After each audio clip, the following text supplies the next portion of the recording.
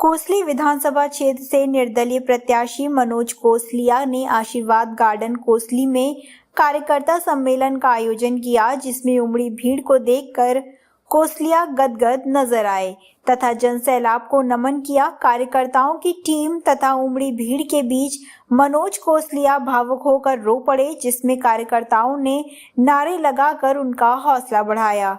निर्दलीय प्रत्याशी मनोज कोसलिया ने कहा कि कांग्रेस पार्टी ने 2009, 2014, 2019 तथा 2024 में उनका टिकट काटकर उनके साथ अन्याय तथा धोखा किया है। मनोज कोसलिया ने दावा किया कि वे कोसली विधानसभा का इतिहास बदल कर रख देंगे तथा कांग्रेस एवं भाजपा के उम्मीदवार उनके सामने टिक नहीं पाएंगे। मनोज कोसलिया ने कहा कि हरियाणा में निर्दलीय उम्मीदवारों की सरकार बनेगी और पार्टियों को निर्दलियों का सहारा लेना पड़ेगा। कोसली हलके से निर्दलीय प्रत्याशी मनोज कोसलिया ने कहा कि उनको बाबा मुक्तेश्वर मठ का पूरी तरह से आशीर्वाद मिल चुका है तथा जनता एवं उनके युवा साथी उनका चुनाव लड़ रहे हैं। उन्होंने कहा कि उनका किसी पार्टी से कोई मुकाबला नहीं है तथा उनकी एक तरफा लहर चल रही है। मनोज कोसलिया ने कहा कि इस बार जनता और पार्टियों के बीच मुकाबला होगा, इसीलिए कोसली विधानसभा सीट से निर्दलीय प्रत्याशी मनोज कोसलिया की जीत निश्चित है। हो गया आगाज रण का, अब इतिहास बनाने की बारी है। कोसली हलके में नए विधायक बनाने की तैयारी है। जी हाँ, मनोज कोसलिया कोसली हलके से निर्दलीय उम्मीदवार हमारे साथ मौजूद है। आज उन्होंने रैली की है, रैली में भारी भीड़ उमड़ी है। मनोज कोसलिया रैली की में भारी भीड़ उमड़ने से गदगद नजर आ रहे हैं। उनसे हम बात करने की कोशिश करेंगे कि किस तरीके से कोसली हलके का समीकरण बदला है। मनोज कोसलिया जी, हरियाणा टुडे न्यूज़ में आपको बहुत बहुत स्वागत है। धन्यवाद आपका, आपके चैनल का बहुत बहुत स्वागत है। धन्यवाद। आज हम सब देख रहे हैं आपकी रैली में भारी भीड़ उमड़ी है। हरियाणा के कोने कोने से लोग आए हैं। कितनी खुशी महसूस कर रहे हो आप? और ये जब अपना आदमी अपने के साथ खड़ा होता है तो खुशी तो भाई साहब जायज बनती है। आदमी दिल से खुश होता है। एक निर्दलीय प्रत्याशी के तौर पे आपके सामने जो मैं आया हूँ, निर्दलीय प्रत्याशी के समर्थन के लिए इतने जोश के साथ पहली बार किसी प्रत्याशी के साथ हमारे भाई बुजुर्ग आए हैं। सबसे बड़ी बात, कोसली विधानसभा का इतिहास बदलने जा रहा है। कौन सा इतिहास बदल गया? कोसली विधानसभा में पहली बार निर्दलीय उम्मीदवार बनने जा रहा है पब्लिक के आशीर्वाद से, पहली बार। और हरियाणा में भी इतने निर्दलीय उम्मीदवार निकल के जाएंगे, क्योंकि मैं अकेला नहीं हूँ, बहुत से मेरे ऐसे साथी हैं जिनके साथ अन्याय हुआ है और वो जीत के विधानसभा में पहुँचेंगे।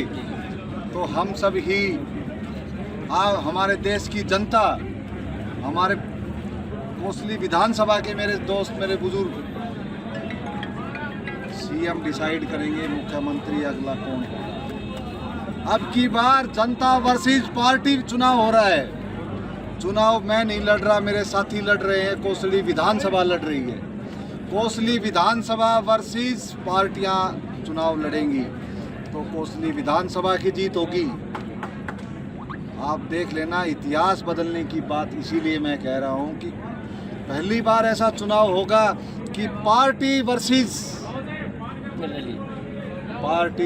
कोसली विधानसभा के बुजुर्ग युवा साथी। आप इतना बड़ा बदलाव कोसली विधानसभा में होने जा रहा है।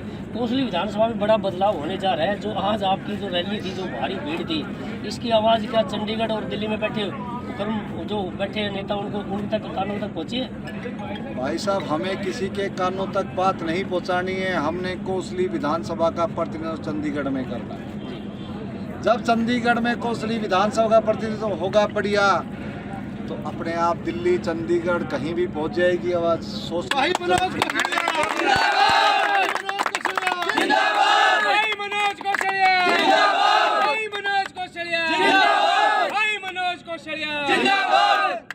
निर्दलियों के सारे हरियाणा की सरकार आपकी बात कर रहे हो? सहारे से नहीं, बनाई निर्दलीय रहे हैं। पार्टी निर्दलीय को सहारा देंगी कि आप सरकार बनाओ।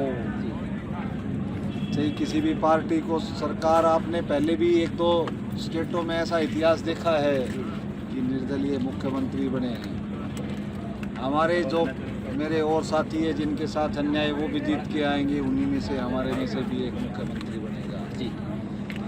हम हरियाणा की सरकार का इतिहास बदल जाएगा जी। पहली बार ऐसी चीज़ होगी जो पहले कभी देखने को नहीं मिली। जी।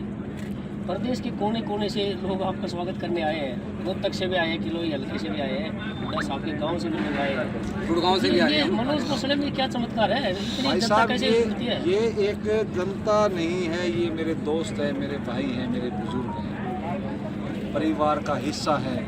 उनकी एक दिल से एक चाहत है कि मनोज उस सीट पे बैठे, मनोज बैठ गया तो हम ही बैठ जाएंगे। और ये भीड़ हुजूम इतने इसलिए यहाँ आया है कि जब अपना आदमी किसी जाल में, किसी के जंजाल में फंसता दिखता है तो आदमी अपनों के हाथ आगे आते हैं।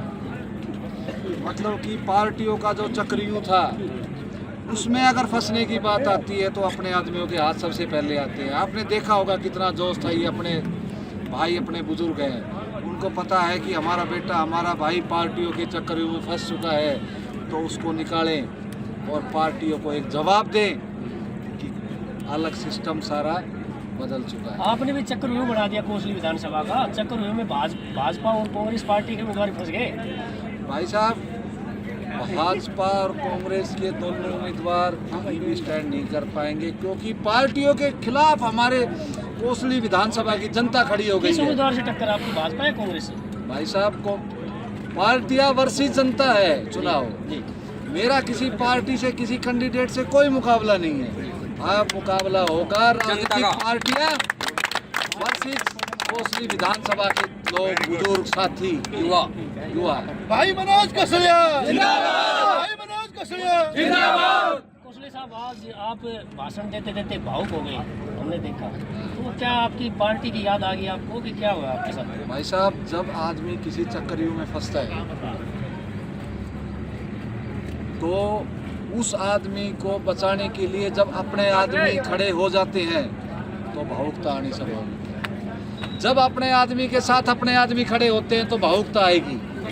मैं हूँ कि हमारे कोई बुजुर्ग साथी, उन्होंने देखा कि ये हमारा बेटा हमारा भाई को ये राजनीतिक पार्टियाँ फंसा चुकी हैं, इसने अपनी सारी जिंदगी अपना सब कुछ पूरी जवानी नौछावर कर दी है और पार्टियों ने चक्कर फंसा के इसको ऐसा पलटा मारा है तो सारी जनता खड़ी होगी और सारे साथी खड़े हो गए, सारे बुजुर्ग खड़े हो गए तो भावुकता आनी स्वाभाविक है। आपने भाई साहब, एक मिनट, हम एक चीज और कहना चाहते हैं, अपने मुंह से नहीं कहेंगे इस चीज को। आप